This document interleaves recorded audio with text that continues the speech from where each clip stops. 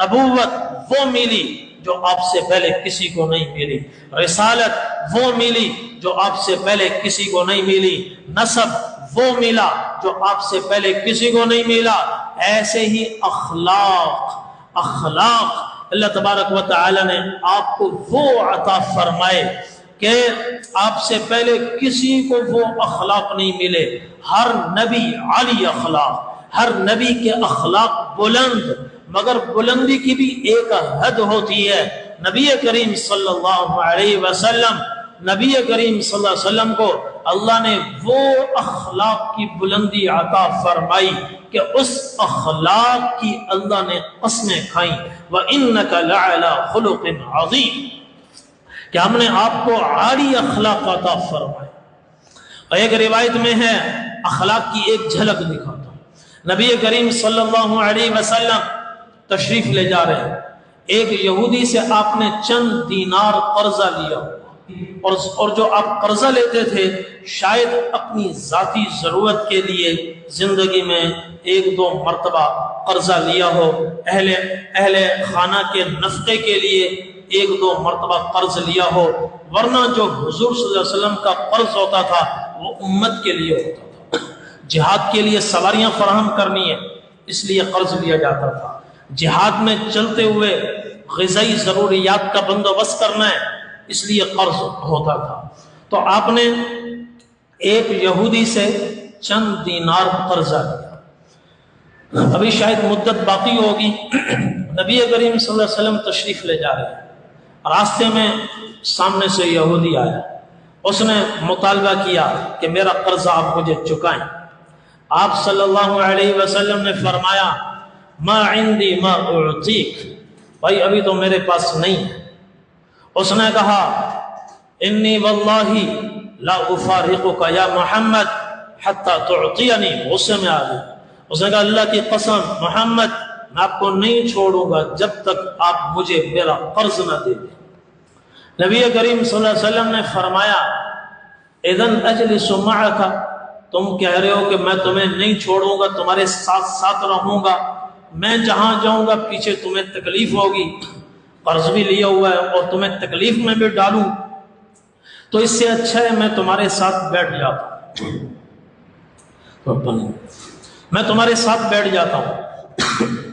تو آپ صلی اللہ علیہ وسلم اس کے ساتھ بیٹھ گئے۔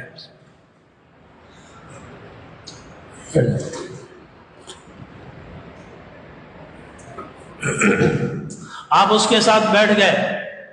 صبح 10-11 بجے کا وقت، بیٹھے بیٹھے ظہر ہو گئے۔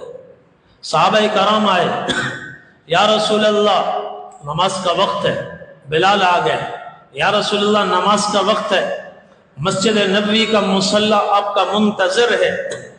آپ نے فرمایا میں تو یہودی کی گرفت میں، اس کا قرضہ دینا ہے اور اس کو پکڑنے کا حق حاصل ہے، تو میں تو اس کے ساتھ ہوں۔ تو آپ وہیں بیٹھے ہوئے ہیں، صحابہ کرام وہیں جمع ہونا شروع ہوئے۔ ظہر کی نماز وہیں ہوئی، ظہر کی نماز وہیں ہوئی۔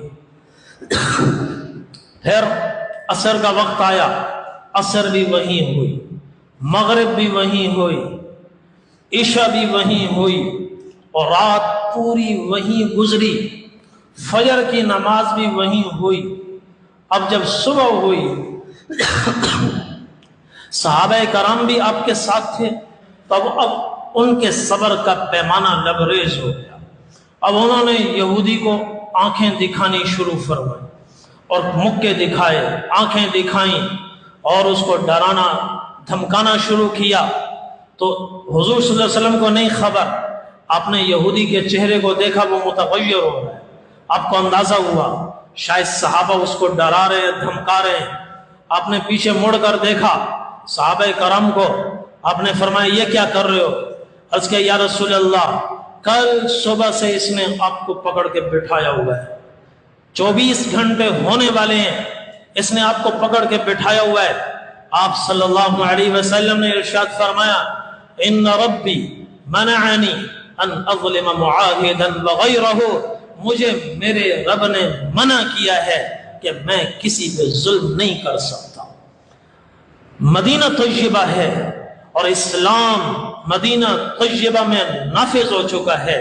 مدینہ طیبہ دار الاسلام ہے، دار الخلافہ ہے، اور جان نثاران صحابہ ہزاروں کی تعداد میں موجود ہیں۔ اس ایک یہودی سے نمٹنا کیا مشکل ہے؟ آپ اللہ کے نبی بھی ہیں، سربراہ مملکت بھی ہیں، اسلامی نو زائدہ ریاست کے پہلے سربراہ بھی ہیں، حاکم بھی ہیں، اور ایک معمولی سے یہودی نے اللہ کے رسول صلی اللہ علیہ وسلم کو 24 گھنٹوں سے بٹھایا ہوا ہے۔ اس سے نمٹنا کیا مشکل ہے؟ مگر آپ کے اخلاق اور شریعت کی تعلیمات، آپ نے فرمایا نہیں میں بیٹھا ہوں، اللہ نے مجھے ظلم کرنے سے منع کیا ہے، اس کو ڈراؤ مت، اس کو دھمکاؤ مت۔ فلما ترجل النہار، فجر کے بعد سورج نکلا، پھر وہ اور اوپر چڑھا اور زمین تپنے لگی، دوپہر کا وقت ہو گیا، پورے 24 گھنٹے گزر گئے اور سورج چڑھتے چڑھتے سر پر آیا۔ اب وہ یہودی کھڑا ہوا، اس نے کہا اشہد ان لا الہ الا اللہ وانک رسول اللہ وشطر مالی فی سبیل اللہ، میں گواہی دیتا ہوں اللہ کے سوا کوئی معبود نہیں، گواہی دیتا ہوں آپ اللہ کے سچے رسول ہیں، اور میرا آدھا مال اسلام کے لیے وقف ہے۔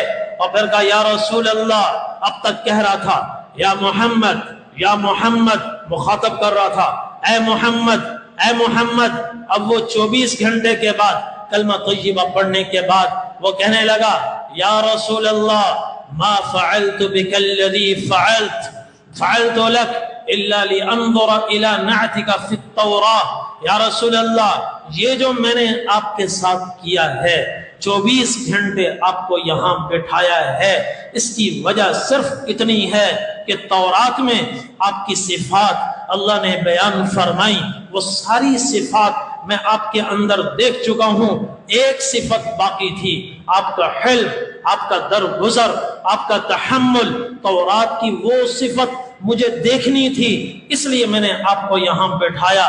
اللہ نے ہمیں تورات میں آپ کا تعارف کروا دیا۔